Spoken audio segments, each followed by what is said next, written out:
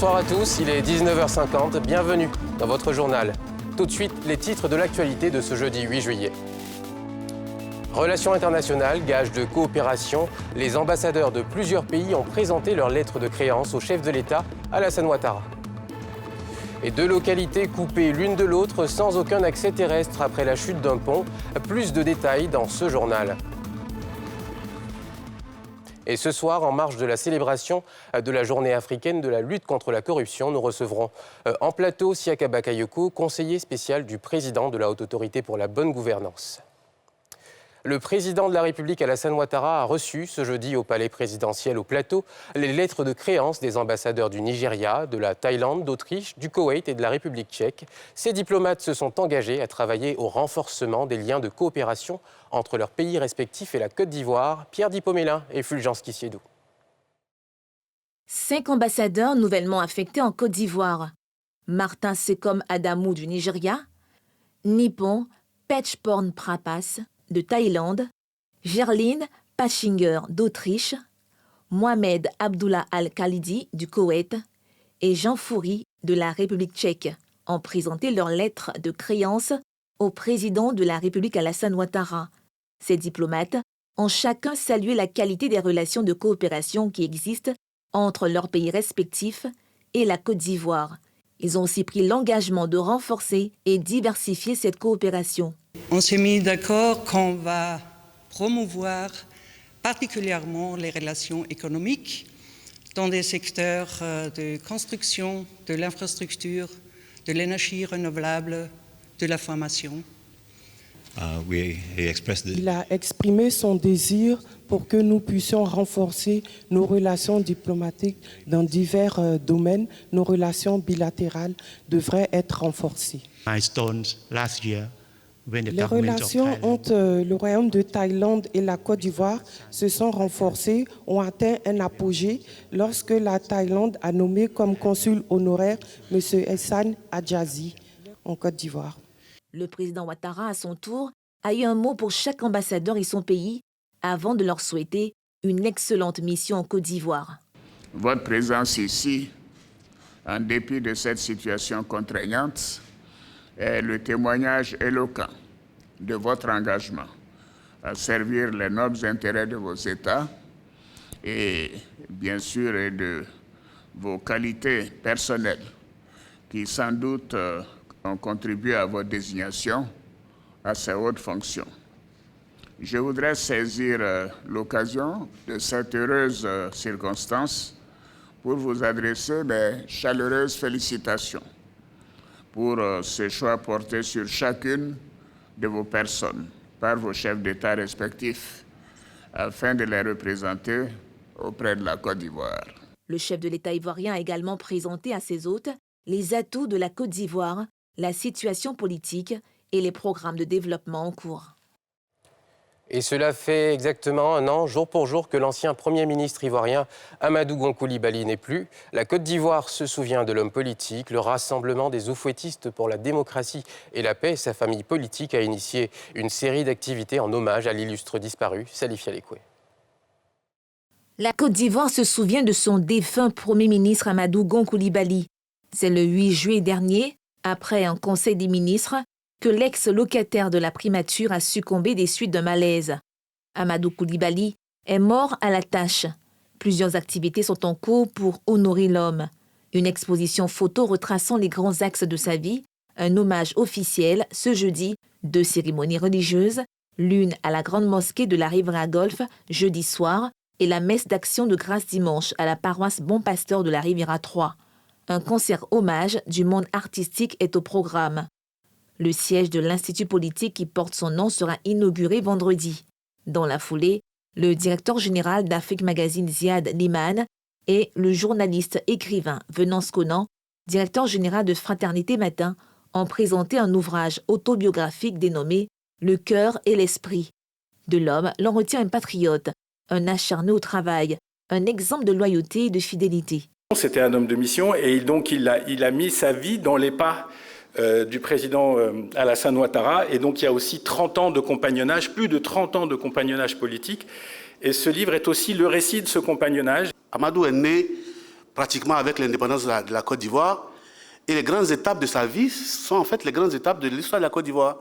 Sa jeunesse, son enfance, c'était l'histoire du parti unique, quand son père était député, avec Houphouët, c'est qu'il a vécu avec Houphouët, les difficultés même que son père a eues avec Houphouët. Ensuite, la lutte pour la démocratie, et au temps de la naissance du RDR et tout. Ça, c'est l'histoire de la Côte d'Ivoire. Amadou Gon Coulibaly a été Premier ministre de Côte d'Ivoire du 10 janvier 2017 au 8 juillet 2020, date de son décès. Il devrait porter les couleurs de son parti, le Rassemblement des Houphouëtistes pour la démocratie et la paix, à la présidentielle d'octobre dernier. Deux localités séparées par un fleuve, sans aucun moyen de traverser, le pont de Bianoan, qui reliait les localités du sud Comoé à l'Indénié du Hablin, a cédé dans la nuit de mardi à mercredi. Sous la pression de la pluie, les populations appellent à l'aide. Nadia Eja et Cheikh Bleu. Un pont affaissé qui menace de s'écrouler à la moindre intempérie. Voici à quoi ressemble désormais cette passerelle qui enjambe le fleuve Bia entre la sous-préfecture de Bianoan, dans le sud Comoé, et le village de Songa, du côté de l'Indénié du Hablin.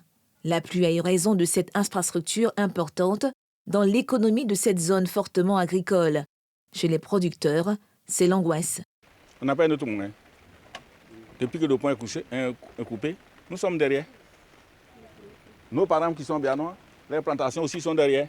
Et c'est même pas les produits peuvent traverser. Depuis que le pont est couché, en tout cas, nous sommes handicapés. Surtout sur nos VA, nos produits. Le premier matière, cacao, c'est ici qui passe. Même banane, vivrier, c'est ici que tout banane sort.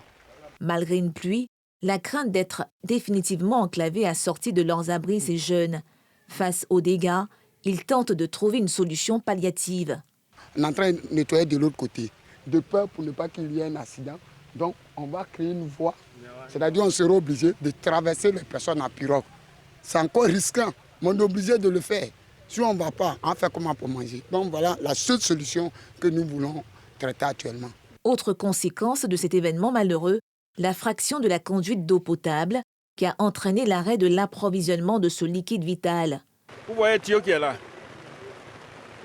Ce dossier est derrière. Le pont est cassé, ça veut dire que le tuyau est cassé parce que le tuyau là passe sur le pont. C'est pour ça que la ville de Bianoan n'a pas d'eau. Depuis hier, il n'y a pas l'eau. Donc, on est obligé de venir se laver à la bière. Sans eau potable, coincés entre une route pour Aboisseau, presque impraticable en saison des pluies, et l'affaissement de ce pont qui leur permettait jusqu'ici de rejoindre Amangourou, les populations ne savent plus à quel saint se vouer. Elles espèrent une réparation rapide. Quel jour ce pont sera fait? Nous, on attendait le goudron. Mais ce qui est venu tomber dedans, c'est plus que le goudron. Comment on va faire pour vivre? Nous, sincères doléances au gouvernement, qu'on n'a qu'à faire pour venir arranger le pont. Avant de céder, ce pont situé sur l'historique route du sel avait perdu de son lustre et de son affluence en raison de l'état de la voie qui mène à partir d'Aboisseau. Érigé en sous-préfecture depuis 1997, le territoire de Bianoan est constitué de 7 villages. La sécurité nationale face au terrorisme transfrontalier, un sujet qui inquiète et qui était justement le thème d'une conférence débat à la Maison de la Presse. Une rencontre à l'initiative de l'Union des patrons de presse en ligne de Côte d'Ivoire et animée par le lieutenant-colonel Maurice Sanganoko du ministère d'État, ministère de la Défense nationale. Un reportage de Yéli Traoré et de Tanguy Conan. Comment relever le défi de la sécurité nationale face au terrorisme transfrontalier?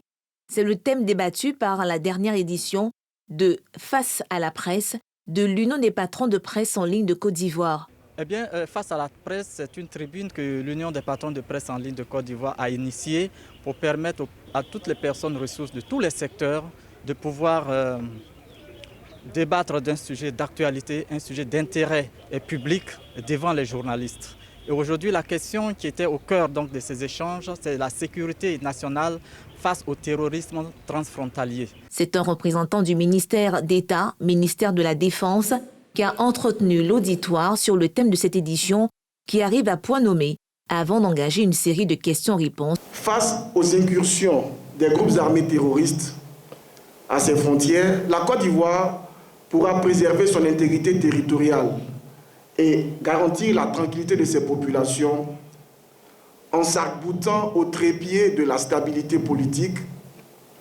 de la coopération internationale et de la mise en œuvre de mesures innovantes.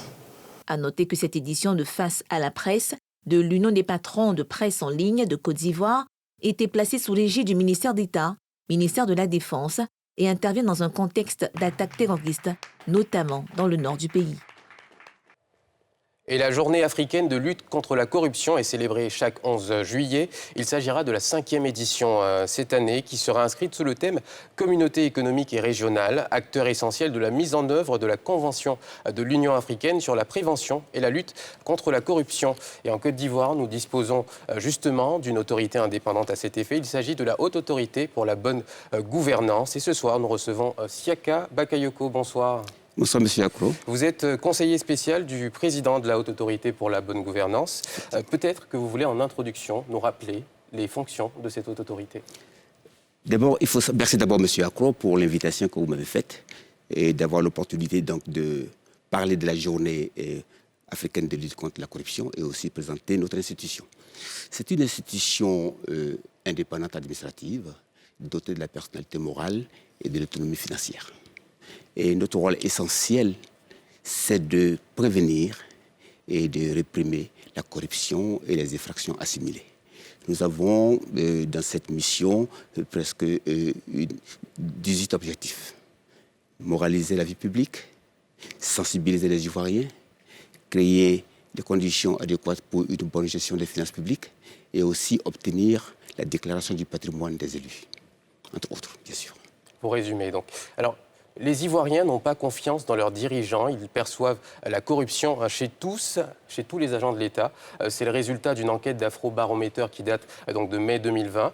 La Haute Autorité pour la bonne gouvernance a été créée en 2013 par décret. Est-ce que ça veut dire que les actions de cette Haute Autorité n'ont pas été assez visibles pour les Ivoiriens ?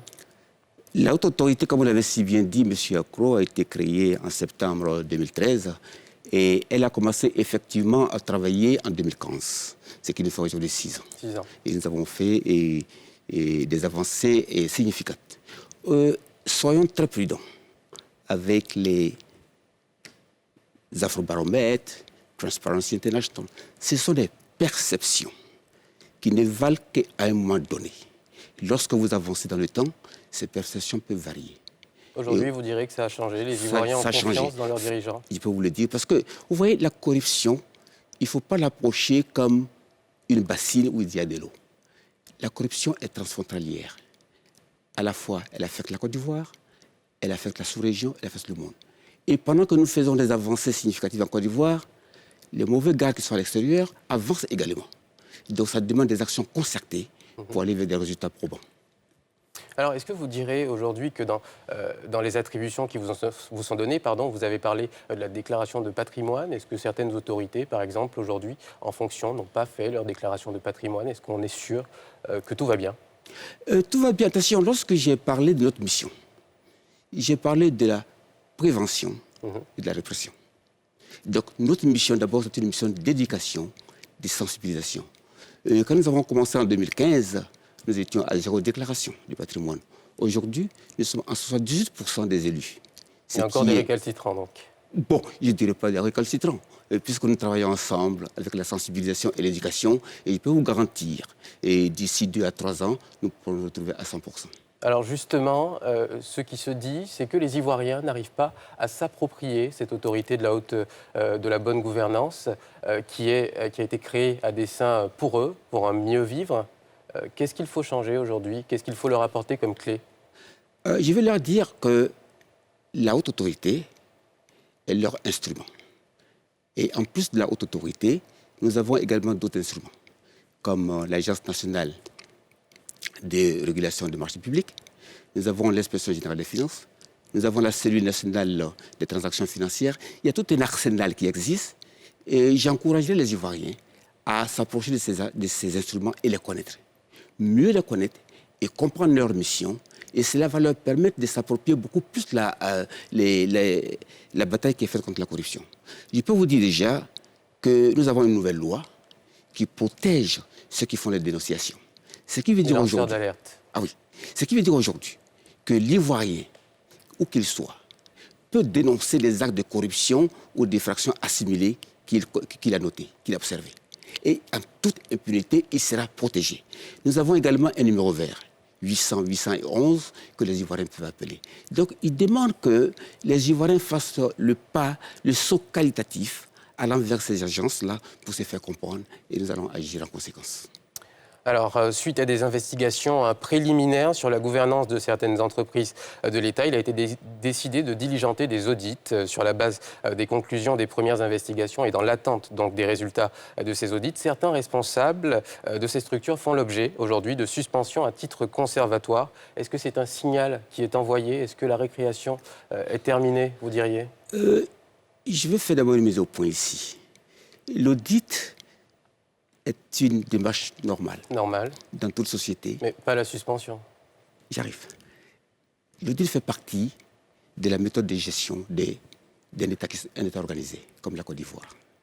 Donc, quand nous voyons l'audit comme un instrument pour pénaliser certaines personnes, nous sortons carrément du cadre de l'audit. L'audit peut aboutir à des recommandations comme améliorer le fonctionnement de l'entreprise vers l'objectif qui lui est assigné. Ce qui veut dire que le travail qui s'est fait actuellement s'inscrit dans l'ordre normal des choses, comme la Côte d'Ivoire est gérée. Donc il faut d'abord attendre que nous finissions et nous pourrons soit tirer les conclusions. Mais on a quand même observé déjà des irrégularités qui ont conduit à ces audits. Nous n'avons pas encore les rapports. D'accord. Donc il faut faire très attention. Alors très bien, on parlait de cette célébration de la journée africaine de la lutte contre la corruption. Qu'est-ce qui est prévu au niveau de la Côte d'Ivoire? Nous allons changer l'approche cette année. Dans le passé, nous avions des exposés, mais cette fois-ci, nous allons mettre à la disposition des Ivoiriens et des membres de la CEDEAO le guide du conflit d'intérêts, qui est une production de la HABG, la Haute Autorité pour la bonne gouvernance, et qui fixe un peu les critères, comment pouvoir déceler et prévenir le conflit d'intérêts. Et là, c'est une innovation qui est très importante et nous encourageons les Ivoiriens à s'approprier ce guide qui peut les aider dans leur business de tous les jours et également les entreprises. Alors vous êtes confiant que cette haute autorité va finalement s'inscrire dans les habitudes des Ivoiriens? Oui, vous savez, ce boulot, si vous n'êtes pas optimiste, vous ne le faites pas. Je suis très optimiste et je suis confiant. Parce que je crois en ces génies créateurs des Ivoiriens qui veulent aller de l'avant, qui veulent d'une société qui s'inscrit dans le cadre des grandes sociétés de ce monde. Donc on ne peut pas rester en marge de ces sociétés-là si nous ne les produisons pas. Et je pense que d'ici 1 an, 2 ans, les Ivoiriens vont s'accaparer tous ces instruments pour faire de la bonne gouvernance, quelque chose de tous les jours. Merci M. Bakayoko d'avoir accepté notre invitation et d'avoir répondu à nos questions. Et dans la commune d'Adjamé, une maintenancière fait parler d'elle. Les ordinateurs n'ont plus aucun secret pour elle. Portrait d'une femme qui tire son épingle du jeu dans un secteur à dominante masculine. Un reportage signé Brice Niawa et Tanguy Conan. Comme à l'accoutumée, cette dame se rend à son lieu de travail dans la commune d'Adjamé. Elle, c'est Déborah Coré, une informaticienne spécialiste en maintenance électronique. Mon papa lui-même était informaticien. Moi-même, j'ai toujours aimé tout ce qui est électronique. J'ai été toujours curieuse. Donc, c'est comme ça. J'ai mon frère en zone 3 qui me dit comme ça de venir toucher les ordinateurs un peu. Donc, c'est comme ça que je suis partie. Et me voyant dans ça, là, ça m'a plu. C'est après la classe de 3e que Déborah Coré décide d'apprendre le langage informatique. Aujourd'hui, à 47 ans, elle fait le trajet de Port-Bouët à Adjamé pour faire ce dont elle a toujours rêvé. C'est la maintenance. Démonter l'appareil, vérifier la panne, faire l'entretien d'une machine, faire les installations, voilà. Mère de 8 enfants et mariée depuis maintenant 13 ans, cette informaticienne sait concilier travail et vie de famille. Le soutien de son époux et ses enfants l'aide dans son métier dominé par les hommes. On peut dire qu'on est tous des blackistes. Hein. Moi, quand je quitte la maison, là, je laisse tout ce qui est femme, tout ce qui est mère de famille, tout ce qui est femme mariée, je laisse ça. Et puis, je viens comme une personne qui vient se chercher. C'est pas facile, hein. Parce qu'il y a toujours ce conflit de personnalité là qui est là. Lui, il est maintenancier, toi tu es maintenancière. Tu es une femme. Les gens, quand ils viennent, ils voient une femme dans quelque chose qu'ils n'ont jamais, ils ont toujours vu des hommes dedans. Ils sont épatés. Comme tout métier, Déborah Corée rencontre des problèmes, tant avec ses machines qu'avec ses clients. Chaque jour, la technologie évolue. Souvent, il y a des pannes qui sont inexplicables. Mais en tout cas, les ordinateurs ne me font pas peur. Vous pouvez réparer l'ordinateur d'un client. Ça peut être propre. Le client prend, il s'en va. Le même soir, il t'appelle pour dire que l'ordinateur, là, tu as mal réparé. Et il y a des clients, tu peux tomber sur des clients qui n'ont pas le savoir parler. Il va commencer à te dire des choses. Ça, c'est le premier obstacle. Le deuxième obstacle, le client peut venir. Tu as fini son appareil. Il peut faire 1 an, 2 ans, il ne vient pas chercher. Un jour comme ça, il apparaît. Peut-être que tu l'as oublié. Et il va commencer par te menacer. Déterminée, il n'est pas question pour elle de jeter l'éponge. Avec mon tournevis, si je sors, je nourris ma famille. J'arrive à mettre mes enfants à l'école. Ce que je peux dire à mes soeurs, là, tout le monde peut faire ce métier. Il n'y a pas de barrière, il n'y a pas de sorcellerie, il n'y a rien dedans. Il n'y a rien. C'est même plus intéressant parce que là tu développes encore ton intelligence et puis voilà. Quand elle se fâche comme ça, et puis bon, là, pour la calmer, c'est difficile. Mais elle ne se fâche pas pour un rien. Voilà le problème.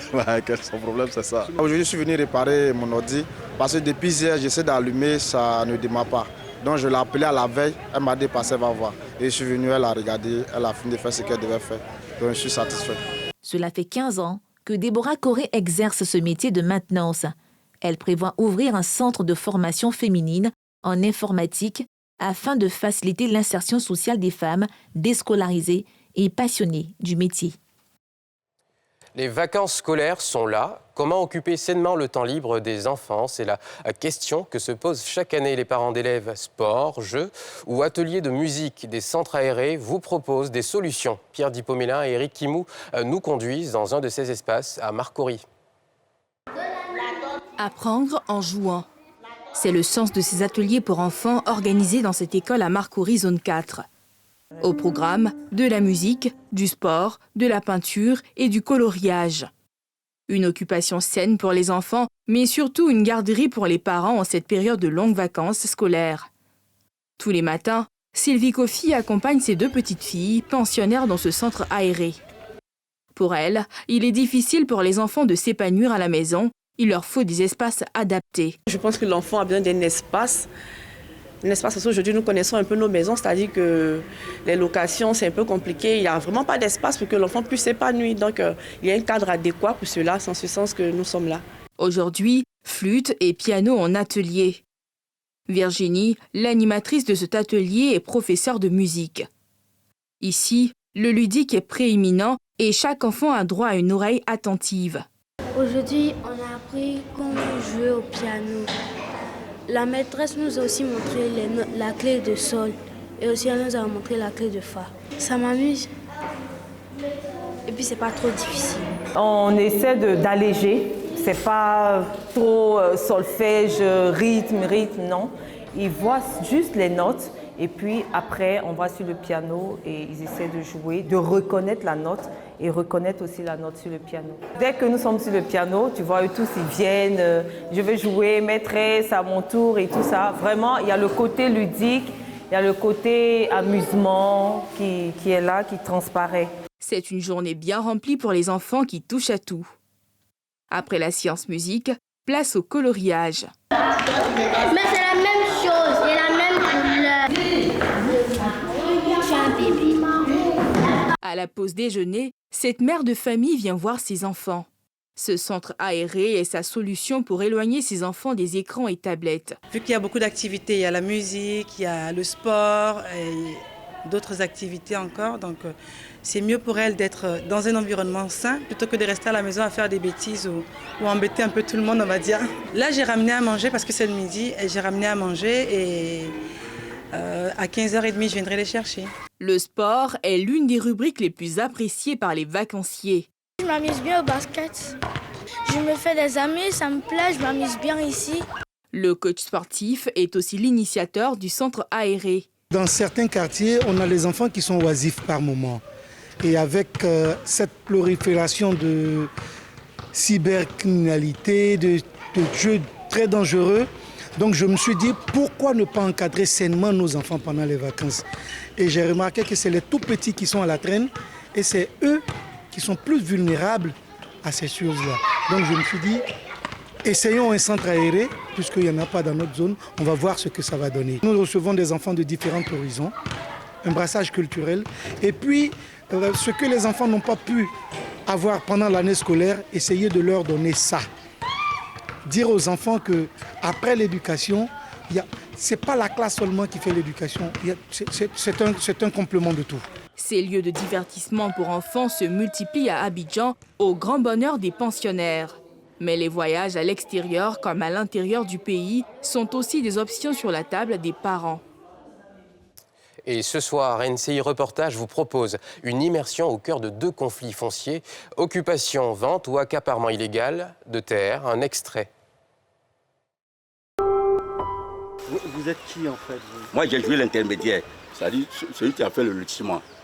Il m'a donné le terrain pour pouvoir vendre. Vous avez donné combien d'argent à ce monsieur? Il m'a pris 5 700 000. 5 700 000. Tu as les décharges là. Tu as les décharges, 5 700 000. Il faut voir. Vous dites qu'il vous a pas donné. Pourquoi? On est venu là, il fallait présenter. Mais toi, là, tout il va donner 4 millions. Où vous a-t-il donné les 4 millions? Où? Dans quel lieu? Dans l'agence. Et c'est la fin de ce journal préparé par l'ensemble de la rédaction. Bonne suite de programme sur NCI.